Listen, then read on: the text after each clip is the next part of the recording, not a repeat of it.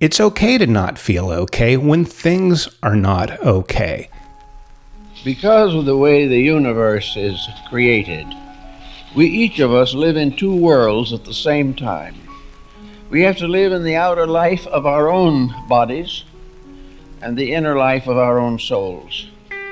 Hello and welcome to Living the Inner Life. I'm your host, Chris Sheridan, and I want you to join with me on a journey into our inner lives, our thoughts, feelings, beliefs, everything that helps shape the way we interact with and respond to the outside world. And if we can utilize our tools of consciousness, we can live a better life, inner, outer, and in our total experience. Well, Shakespeare wrote, "Now is the winter of our discontent." And that's what I want to talk about. Not Shakespeare, not winter, but discontent, a certain kind of discontent, a divine discontent. Now, I had sort of stumbled on this. It's not my original idea, but I ended up talking about it in the last podcast about being thankful. And as I was free-forming, it just sort of crept into the monologue, and it seemed like a really good thing to go further into. So I will continue, maybe do a little review, and go on and see what this is really all about. Now, it's good that you are discontented about something that's wrong, just as it's favorable to have pain when you're doing something you shouldn't be doing, whether that's a heat response so you don't get burned, literally burned, or if it's a psychological response so you don't get burned the other way. Okay, it's good that things are uncomfortable. It's not good to be comfortable in misery. And unfortunately, I see that happening a lot. A lot of medication, certainly over-the-counter type things, a lot of behaviors, activities, addictions are really used to feel okay with not feeling okay. All right, so I'm going to take the side of it's okay to not feel okay when things are not okay. If things are not going right in your life, if it's painful to do certain things or be around certain people, or to eat certain kinds of food, or to think certain thoughts, it's good that it hurts. It shouldn't be good. It shouldn't taste good. It shouldn't feel right. The things that aren't right. But a lot of times we mask what it is we're feeling. You know, we can delve into a fantasy world. We can be online, on social media, all kinds of addiction, alcohol, sex, you name it. Can be a way of avoiding things, avoiding yourself. And I have a feeling that what's behind some of that, at least, is this discontent, this divine discontent, this sneaking suspicion that we're not really living our lives authentically, that there's something we should be doing, something we haven't done yet, something maybe we haven't fully accomplished or explored. And it should be discontenting. It should be discomforting, okay? Because it's not good to feel okay about not feeling okay, all right? So what do you do with that feeling? And I think that's where we run into a lot of trouble. And I can speak a lot from my own experience with this. As a matter of fact, there's really nothing that I talk about on this podcast that hasn't been a significant issue or thing to deal with in my life. That's where the interest is. And I think if I can talk about my experience or just talk about this stuff together with you, that I can get somewhere, that maybe you can get somewhere. And if I can share what it is I've been through or my perspective on something, it might be of use to you or valuable in your life because I have benefited from the experiences of others, the shoulders of the giants who stood long before me, who have talked about these kinds of things. And this goes way back. The Shakespeare quote is from the early 1600s, and that was 400 years ago. But you go back 4,000 years in Sumerian texts and Babylonian texts and clay tablets. People were discontent back then, okay? And it's very easy to get in this position, to be in this situation where you aren't feeling good about things because the world is full of distractions. Okay, we're pulled 100 different ways. People, work, the news. There's so many things, so many opportunities to go astray. And a lot of the times, those are very reasonable, they're very logical, and necessary. We have to go to work, we have to raise our children, we have to brush our teeth, we have to do all these kinds of things. And living in modern culture, there's other social and other types of responsibilities or pressures to be a certain way, to look a certain way, this endless comparison with what somebody else is doing compared to what you're doing. And it's really easy to see somebody else doing something and go, wow, I wish I could be doing that. It must be nice. Or, wow, they sure have a charmed life. Most of the times they really don't, okay? All you're really seeing is somebody's outside. And you can't judge somebody's insides by their outsides. In fact, a lot of the times people use things like success or beauty or popularity or power, anything like that, as a way of covering up something that maybe isn't quite so powerful, maybe something that isn't quite so successful.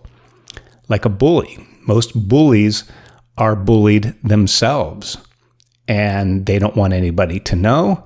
They don't want to feel that. And the way they cannot feel that is to put it on someone else and bully them. And then they become the bully, and they're not the scared one. The other person is the scared one, so they don't have to be scared. Of course, that never really works for any length of time. It's a temporary fix that doesn't fix anything, just like alcohol or any other type of behavior or substance. It's a distraction, it's an avoidance, and it's not necessarily all that bad per se, at least for a while. I'm not talking about bullying, but I'm talking about having these feelings rise up and not knowing what to do about them, or feeling you're powerless against them or unable to accomplish these things if you have an idea of what that is. And it's either living total frustration and futility and feeling futile. Maybe it's better to distract a little bit so you don't get too mired in that. But that's temporary, doesn't last long, and it's understandable because it's a really uncomfortable feeling, and we're not all that prepared to deal with it. Culture, society, modern living doesn't really honor those things as much. There are slogans, live your best life, follow your dreams. Those sound great, and there's a lot of truth behind them, but they're not always backed up with fact, not always supported by a system or a process by which you can actually accomplish these things. So the first thing is to be in touch with that. If you feel this stirring inside, you may have so many things going right in your life, but there's this nagging feeling, this sneaking suspicion underneath it all, maybe in quiet times, where you just feel out of place. You feel like you're not living the life you were meant to live. Maybe not even knowing what that is, but having the experience of that feeling, this discontent. And it's divine discontent because it pushes you towards something greater, something higher, something more beautiful, something more awesome. Okay? So this feeling bad is actually really connected with something fantastic.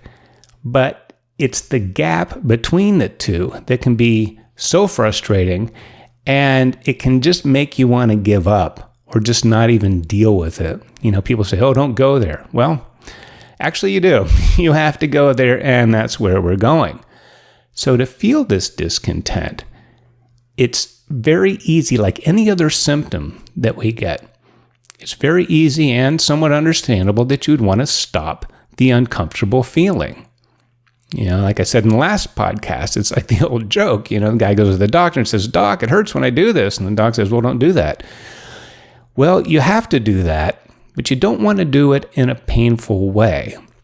So if you have this feeling rising up, not quite right, not quite exactly what you're supposed to be doing, feeling that you're somewhat disconnected or separated from your destiny, your soul's calling, your life purpose.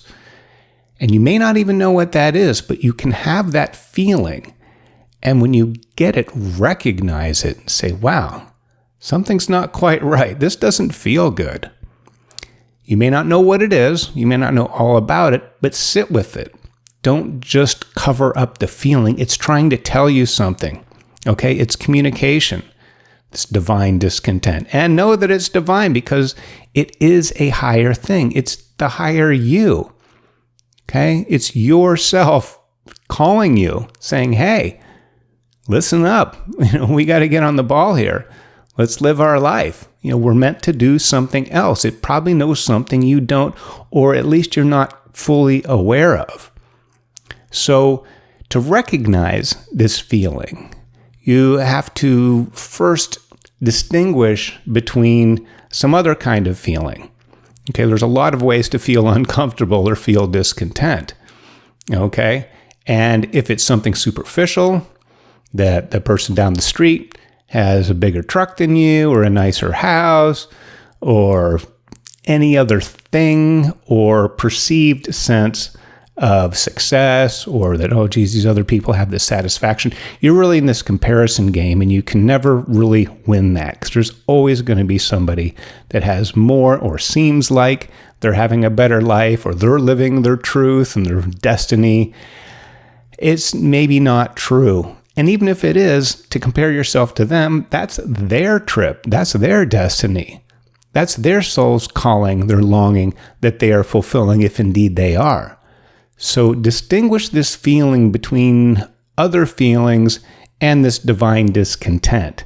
Make sure you weed out the feelings that are just uncomfortable feelings. And there's a lot of ways we can feel uncomfortable. If you've ever turned on the news for any length of time, most everything is there to make you feel uncomfortable. The news stories are horrible.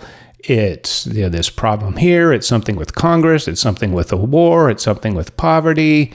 It's some destructive despair, suffering of the world. And then it cuts to a commercial, and it's something about a skin rash, and you have to take this medication that causes all kinds of other problems, at least according to the commercials.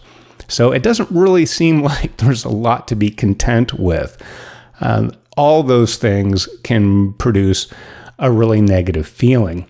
But this is different. This divine discontent is more something you feel just with yourself, not with a comparison with another person, not with the catastrophes of the outside world, not with a number of complications that go along with living daily life. This is you. This is your soul's longing, your destiny calling you, saying, hey, this is uncomfortable. It should be uncomfortable. It's like that old game we used to play as kids, hotter and colder, right?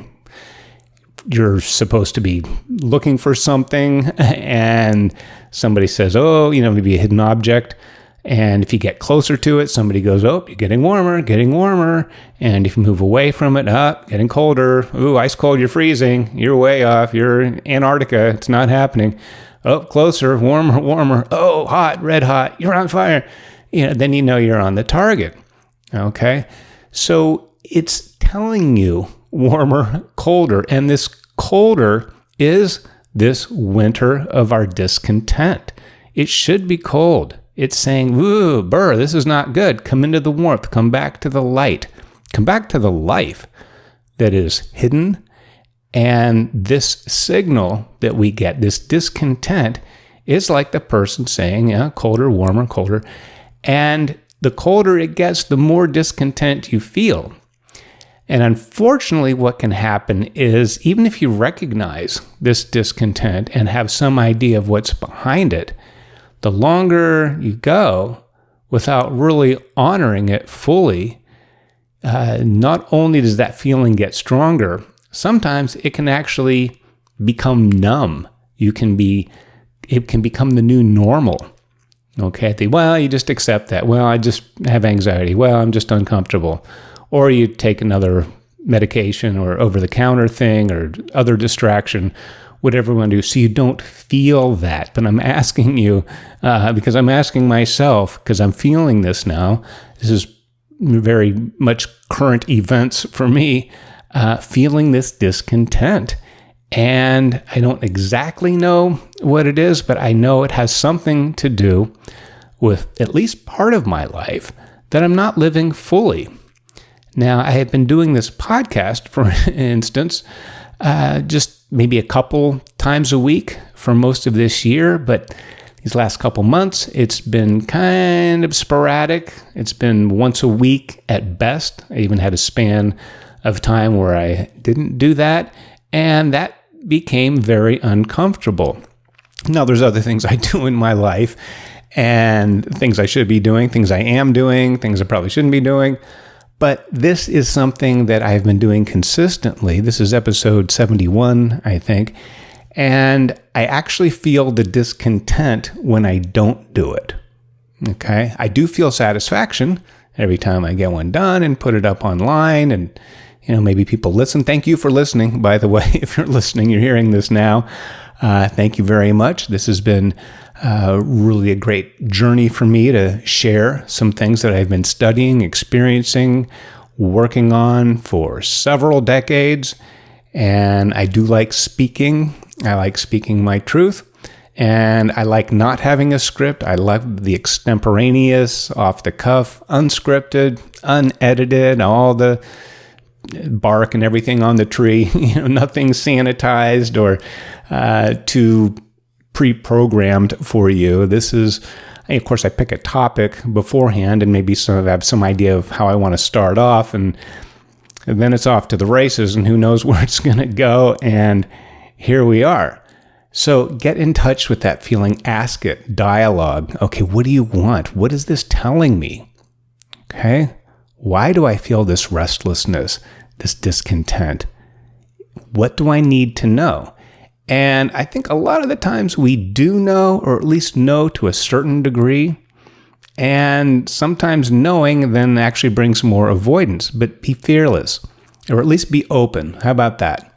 Be open to the experience. Say, okay, this discontent isn't going to go away until I do something about it. What is it that I need to do? How can I live my life differently? A lot of the times, I think most of the time, I will venture to say that what we need to know, what we need to do, is not some giant mystery, and it's not some giant thing to do either. Okay? It's not that we have to, climb Mount Everest or do, if that's where your discontent is, if you're a mountain climber and that's really what you should be doing, what you feel your destiny is, then, by all means, see at base camp. But it's not some huge task of Hercules or something to be able to accomplish. I don't think the universe gives us anything that we can't do, especially our soul's longing. Why would we get a message to do something that we're not capable, not interested in? But there's difficulty. Okay, this discomfort, this discontent means that you're not fully satisfied. It may be hard to breathe sometimes when you think about this, but just sit in the pain. Stay with this discontent. Get to know it. It's telling you something. Okay, it's like a symptom. And if you can get to the cause, not just mask the symptom or avoid it, but get to the cause, get to what's behind it. Have a heart-to-heart or a heart-to-soul conversation with yourself. And it may not be something very, very difficult to do. It may feel difficult at the time, but it's probably something you've already done, something you've already been interested in. Maybe it's something you have long since put away, a much older hobby or vocation, some important thing in your life, and think, well, I used to do that, but that's, had to grow up, and that was just a childhood dream. Well, maybe that's your soul's longing, saying, pick this thing up again. Okay, it's been neglected. It's been underused. It's underdeveloped. Okay? It wants to break free and come through into your life. And it may not even be something that's wholly different. It may just be a way of going about something, a way of looking at something, putting things into perspective, having a sense of value, what is important. Maybe these longings are really important. They need to be on the front burner. They need to be front and center. They need to be at the top of your to-do list. Okay? When you wake up in the morning and when you go to bed at night, you want to be thinking about these things. And again, if you don't know what it is, ask. Sit in it. The answer is usually found in the question. Okay? The mystery usually contains the answer, or at least the seed of the answer. And that is enough to get started and get on your way. But you have to prioritize, okay? You have to make it a worthy cause. And like a romance, you have to woo this part of your soul, okay? Like you would the affection of your beloved. You want to make it attractive. You want to make you attractive to this thing. You want to romance it, bring it in, because it's a thing of the heart. We talk about the soul and the heart and this longing, this destiny. It's more of a heart-centered thing than a mind-centered, although we need all our parts working on this. Put your head to work. We're going to need our intellect, our experience, our knowledge. You're going to need the passion and vitalize it with this emotional support that it needs. Because if it's something that important, you need all your resources working towards it. Okay? So to discover the soul's longing, she will tell you, and I think she is, Sophia, wisdom. Maybe it's feminine, maybe not. Maybe it's a little bit of everything. But you have to get in touch with it. And really, you just keep it away. The more you delay, the more you try to mask the symptom or try to treat the symptom. The symptom's nothing, really. That's the alarm. That's the red flag. That's like a stoplight. Okay, it's like, oh, the stoplight. Oh, that darn stoplight. No, the stoplight is there to tell you to stop so you don't smash into somebody on the road. Okay? The stoplight's really important. So don't get too mad at this discontent. It's divine discontent. It's your soul stirring. It's your destiny calling. Be discontented. Okay? And the way to get through the discontent is in the summer of your glorious reawakening. It's winter because it's closed off.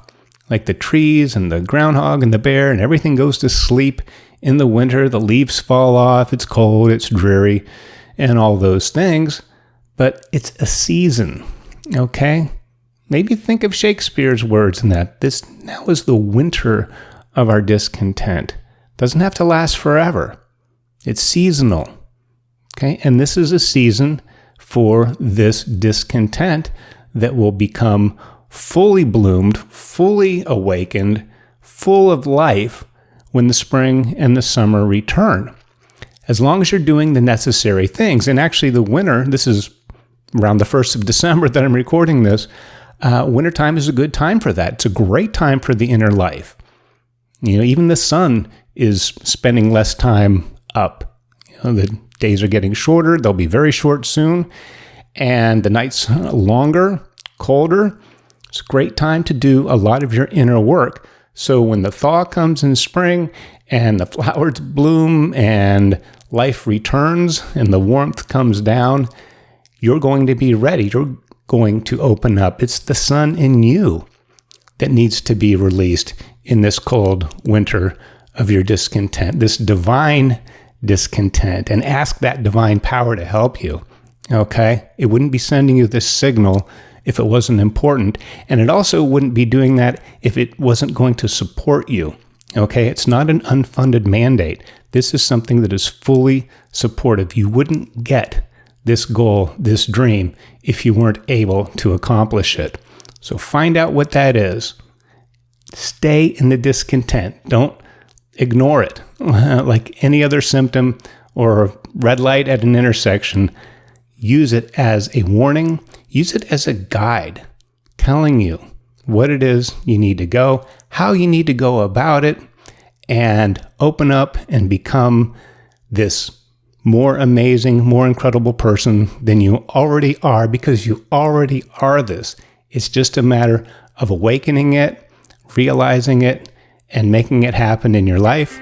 And thank you for spending a few minutes of your life with me here on Living the Inner Life.